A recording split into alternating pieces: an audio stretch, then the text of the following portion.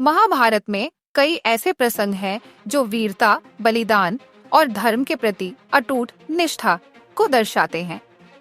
लेकिन यदि किसी एक योद्धा की वीरता, साहस और बलिदान सबसे अधिक प्रेरणादायक है, तो वह है अभिमन्यु और चक्रव्यूह का प्रसंग।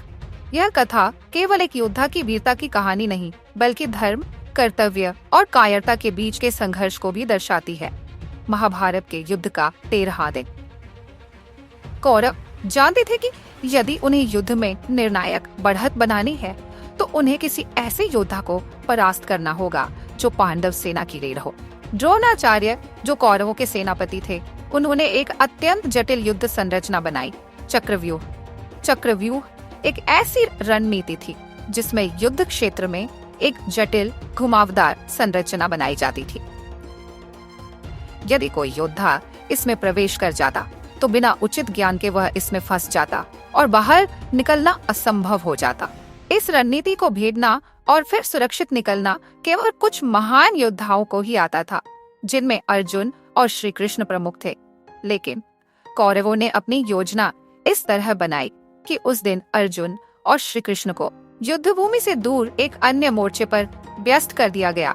अब पांडव सेना के पास कोई ऐसा योद्धा नहीं था जो चक्रव्यूह को भेदकर कौरवों का सामना कर सके। पांडव सेना संकट में थी। तभी अभिमन्यु, जो केवल 16 वर्ष का था, आगे आया। अभिमन्यु अर्जुन का पुत्र था, लेकिन उसमें अपने पिता और चाचा श्री कृष्ण की ही तरह अद्वितीय वीरता थी। उसने पांडवों से कहा, मुझे चक्रव्यूह में प्रवेश करने का ज्ञान है। मैंने अपने पिता अर्जुन से सुना था कि इसे कैसे भेदा जाता है, परंतु दुर्भाग्यवश जब वे चक्रव्यूह से बाहर निकलने की विधि बता रहे थे, तब मैं सो गया था और वह ज्ञान अधूरा रह गया। फिर भी मैं अपने धर्म के लिए इस युद्ध में जाऊंगा। अभिमन्यु का यह साहसिक निर्णय उसकी महानता को दर्शाता है। वह जानता था कि वह अकेला जा रहा है और संभवतः उसका बचकर आना मुश्किल होगा, लेकिन उसने अपने कर्तव्य को प्राथमिकता दी। अकेले ही पूरी सेना से युद्ध अभिमन्यु ने अपनी गदा और धनुष उठाई और पूरी शक्ति के साथ चक्रव्यूह में प्रवेश किया। कौरवों को लगा था कि एक युवा योद्धा इतनी जटिल संरचना में टिक नहीं पाएगा, लेकिन ने अपने पराक्रम से सभी को चौंका दिया। उसने अकेले ही कर्ण, दुर्योधन, द्रोणाचार्य, अश्वत्थामा और अन्य महारथियों को कड़ी चुनौती दी।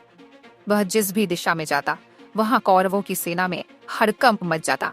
उसने कई महारथी योद्धाओं को परास्त कर दिया और कौरव सेना को भारी नुकसान पहुंचाया। जब कौरवों ने देखा कि अकेला अभिमन्यु उन पर भारी पड़ रहा है, तो उन्होंने अधर्म का सहारा लिया। युद्ध के नियमों के अनुसार एक योद्धा पर एक समय में केवल एक योद्धा ही हमला कर सकता था, लेकिन कौरवों ने नियम तोड़ दिए। जयद्रथ ने द्वार बंद कर दिया ताकि कोई पांडव योद्धा अंदर आकर अभिमन्यु की मदद न कर सके। द्रोणाचार्य और कर्ण ने एक साथ आक्रमण किया, जो कि अनुचित था। कौरवों ने उसके हथियार नष्ट कर दिए ताकि वह बिना अस्त्र शस्त्र के रह जाए। अंत में दुशासन के पुत्र ने पीछे से वार करके अभिमन्यु का वध कर दिया।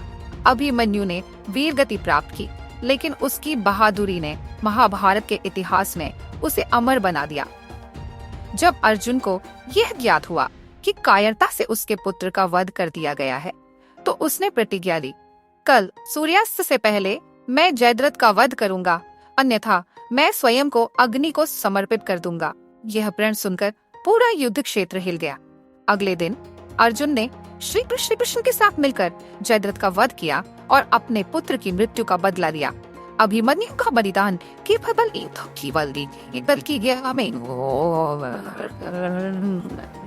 कर्तव्य के लिए किसी भी परिस्थिति में पीछे नहीं हटना चाहिए। 2. साहस और आत्मबल सबसे बड़ी ताकत होती है। 3. अधर्म का अंत निश्चित होता है। 4. धर्म के मार्ग पर चलने वालों को अमर कर दिया जाता है।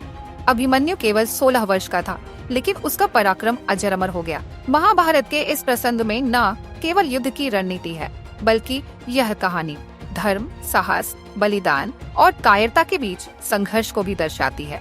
अगर आपको ये कहानी पसंद आई, तो चैनल को लाइक और सब्सक्राइब करें।